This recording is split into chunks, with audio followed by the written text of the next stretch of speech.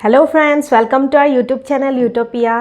বিহু যোৱা কেইবাদিনো হল নহয় জানো পিছে এইবাৰ আমি বিহুত বিশেষ এখন থানলৈ গৈছিলো যিখন মোৰ মামাহঁতৰ গাঁৱত আছে তেনেহলে আহকচোন ভিডিঅ'টিৰ মাজেৰে আমি চাও আমিনো কি বিশেষ থানলৈ গৈছিলো আৰু আমাৰ জাৰ্নিটো একেলগে ভিডিঅ'টিৰ মাজেৰে উপভোগ কৰো ৰাতিপুৱাই ধুনীয়াকৈ ৰেডি হৈ এয়া আমি যাবলৈ ওলাই আহিলো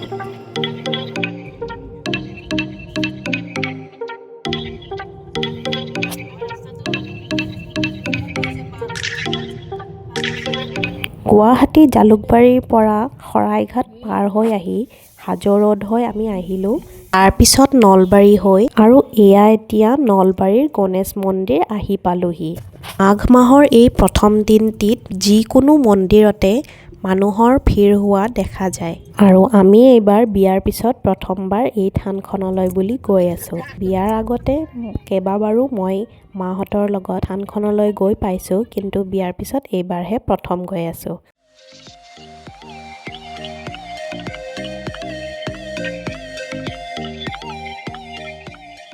নলবাৰীৰ পৰা ২৭ নং ৰাষ্ট্ৰীয় ঘাইপথেৰে আমি এতিয়া গৈ আছো আৰু প্ৰায় 10 কিলোমিটাৰ মান যোৱাৰ পিছতেই আমি মূল ঠাইলৈ যোৱা ৰাস্তাটি পামগৈ হাইৱে দি আহিলে তিহু আখৰা ৰোডটো বাওঁফালে পৰে পিছে আমি কথা পাতি গৈ থাকোতে ৰাস্তাটো ক্ৰছ কৰি আগলৈহে গুচি গলো তাৰ পিছত আকৌ ইউ টাৰ্ণ লৈ ঘূৰি আহিলো আৰু এয়া আমি ভিতৰত সোমাই গৈ আছো আজি আকৌ বেলেগ মন্দিৰবোৰতো কিবা পাতিছে সেয়ে মানুহ ইয়াত জমা লাগিছে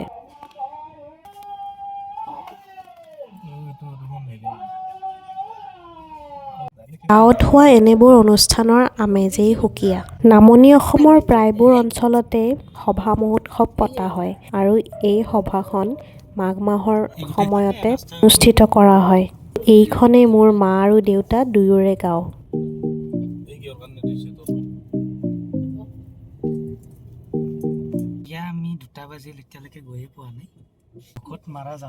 সাধাৰণতে এই ৰাস্তাটোত গাড়ী মটৰৰ ভিৰ একেবাৰে নাথাকে কিন্তু আজিৰ এই অনুষ্ঠানটোৰ বাবে প্ৰতি বছৰেই এনেধৰণেই মানুহৰ ভিৰ আৰু সমাগমৰ বাবে অকণমান গাড়ী মটৰৰ জাম হয় আদৰণি গেটখনৰ পৰা আৰু 200 মিটাৰ মান থানখনলৈ যাব লাগে অন্যবাৰ হ'লে গাড়ীবোৰ ভিতৰলৈ লৈ যাব পাৰি কিন্তু এই দিনটোত মানুহৰে ইমান ভিৰ হয় যে তাত গাড়ী সোমোৱাবলৈ জেগাই নাথাকে পিছে আজিৰ এই দিনটিত মানুহৰ মাজে খোজকাঢ়ি আহিয়েই এইখন ঠাই কিবা এটা ভাল লাগে এয়া আমি থানখন আহি পালোহি এইখনেই থানখন শ্ৰী শ্ৰী জয় হৰি পিতাৰ থান নলবাৰী জিলাৰ গোবৰাদল গাঁৱৰ ষাঠিকুছিত স্থাপিত আপোনালোকে যদিহে ইয়ালৈ আহিবলৈ ইচ্ছা কৰে তেনেহলে গুগল মেপতো শ্ৰী শ্ৰী জয় হৰি পিতাৰ থান বুলি সাৰ্চ কৰিলে আপোনালোকে ধুনীয়াকৈ ইয়াৰ ঠিকনাটো পাই যাব আৰু যদিহে আপোনালোকে গুৱাহাটীৰ পৰা আহে আমি যিদৰে আহিছো বুলি মই ভিডিঅ'টিত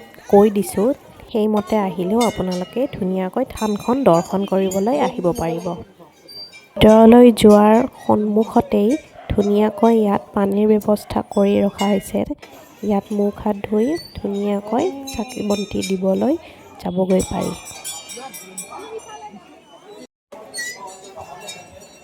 অইনবাৰ হ'লে মন্দিৰৰ ভিতৰত বা পিছফালে চাকি বন্তি দিয়া জাগাবোৰ ৰখা হয় কিন্তু আজিৰ দিনটোৰ বাবে সকলো ফালেই চাকি বন্তি দিবৰ বাবে ব্যৱস্থা কৰি ৰখা হৈছে যাতে কোনোৱে অসুবিধা নাপায় নেদেখাজনক প্ৰাৰ্থনা কৰোঁতে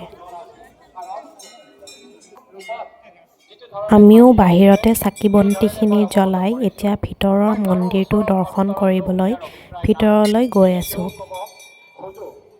এই থানখনৰ প্ৰতি লোকবিশ্বাস আছে যে ইয়াত নিজৰ মনৰ যিকোনো আশাই পূৰণ হয় ইয়াত এবাৰ আহি নিজৰ মনৰ আশা নেদেখাজনৰ ওচৰত ব্যক্ত কৰিলে তেওঁ নিশ্চয়কৈ আশীৰ্বাদ প্ৰদান কৰে আৰু অইন নহ'লেও এনেবোৰ স্থানত আহিলে মনটোৱেই নিজৰ শান্তি লাগে এই যে মন্দিৰটোৰ চাৰিওপিনে চাকি বন্তি ধূপ ধূনাৰে ধুনীয়াকৈ পূজা কৰি আছে আৰু মন্দিৰৰ ঘণ্টাৰ যি এটা শব্দ চাৰিওপিনে গুঞ্জৰিত হৈ আছে এই পৰিৱেশটোৱেও মনটোত এটা প্ৰশান্তি দিয়ে ইয়াতো সকলোৱে সেৱাৰ এভাগ ল'লোঁ আৰু কামনা কৰিলোঁ যাতে সকলোৰে মনবোৰ আৰু স্বাস্থ্যবোৰ ভালে কুশলে থাকে আৰু বছৰটি যেন সুকলমে সকলোৰে পাল হয়।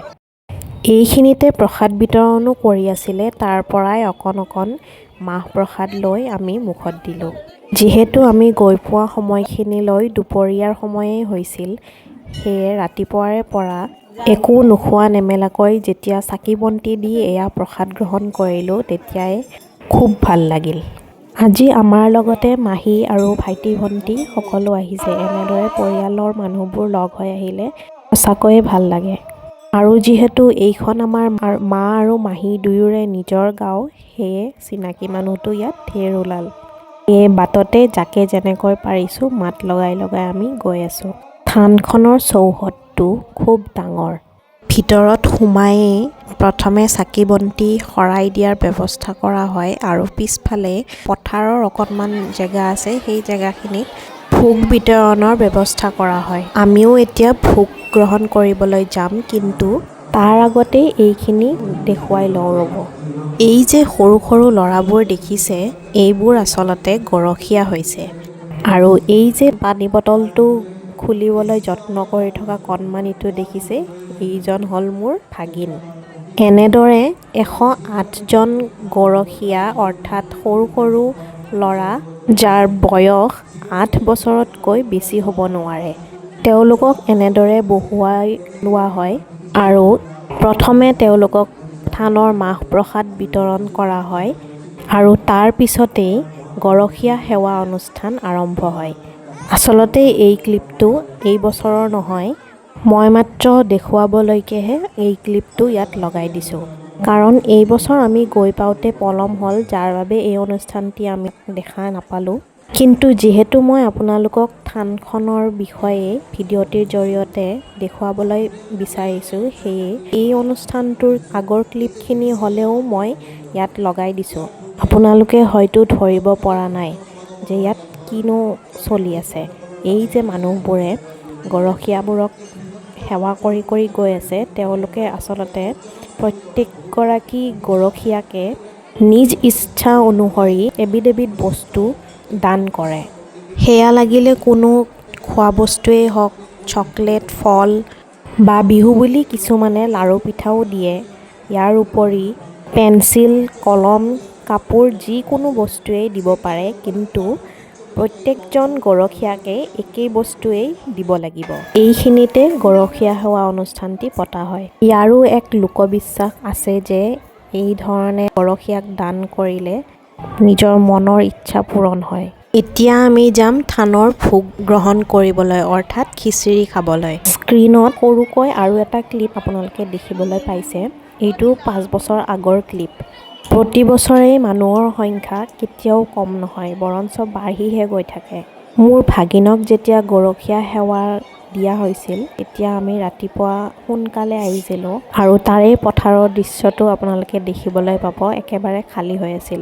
আৰু আজি আমি পলমকৈ আহিছোঁ বাবে গোটেই পথাৰখন মানুহেৰে ভৰি আছিল। কিন্তু যিমান ভিৰ নহ'লেও এনেকুৱাকৈ এই অনুষ্ঠানবোৰত অহাটোৰ আমেজো সুকীয়া। অকণমান সময় লাইন পাতি আমি এয়া নিজৰ প্লেটবোৰ ল'লোঁ আৰু অকণমান সময় ৰোৱাৰ পিছতে আমি একেলগেই গোটেইকেইটাই বহিবলৈ পালোঁ। সঁচাকৈ ভোক আৰু ভাগৰত আমাৰ আটাইৰে অমৃত খোৱা যেন লাগিল। আৰু মন্দিৰৰ প্ৰসাদ খাব পোৱাটোৱেই খুব সৌভাগ্যৰ কথা।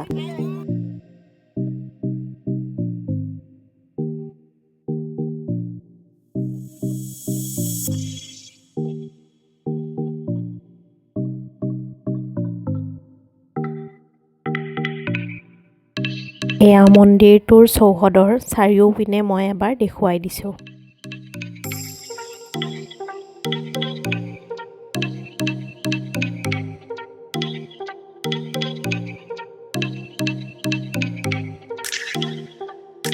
এইজনেই আছিল থানখনৰ মূল মানুহ, শৰৎ বৰ্মন, যাক আমি শৰৎ ওজা বুলি শুনি আহিছোঁ। আমাৰ ডাঙৰসকলে কোৱা অনুসৰি তেওঁ কোনো আনুষ্ঠানিক শিক্ষা গ্ৰহণ কৰা নাছিল, কিন্তু তেওঁৰ এনে এক ঐশ্বৰিক শক্তি আছিল যে তেওঁ কেৱল চকু দুটা মুদিয়েই ভক্তই বিচাৰি অহা সমস্যাৰ সমাধান দি পঠিয়াইছিল। কিন্তু তেওঁ কেতিয়াও দান দক্ষিণা লোৱা নাছিল। কোনোৱে যদি নিজ ইচ্ছাৰে কিবা বস্তু দিব বিচাৰিছিল, তেওঁ সেয়া মন্দিৰৰ নামতেই দিবলৈ কৈছিল। আৰু তেওঁ হেনো এদিনাখন এই ঠাইখিনিতে বাৰগোপালক দেখিছিল। সেয়ে তেওঁৰ কথা মতেই কমিটিৰ সৈতে আলোচনা কৰি মন্দিৰৰ চৌহদত থকা ডাঙৰ গছজোপাৰ তলতেই চাকি বন্তি দিয়াৰ ব্যৱস্থা কৰিছিল। আৰু তাৰ পিছতে এটা সন্তানহীনা পৰিয়ালে সন্তান এটিৰ আশা কৰি ইয়াত পূজা অৰ্চনা কৰিছিল। আৰু তেওঁলোকৰ সেই আশা পূৰণ হোৱাৰ পিছতেই তেওঁলোকে নিজেই ইয়াত মন্দিৰ স্থাপিত কৰিবৰ বাবে আটাইখিনি ব্যৱস্থা কৰি দিছিল। আৰু তেতিয়াৰ পৰাই এই থানৰ মহিমা সকলো পিনে বিয়পি পৰিল। আৰু আমিও এতিয়া থানৰ পৰা ঘৰলৈ উভতি যাবলৈ ওলাই আহিলোঁ।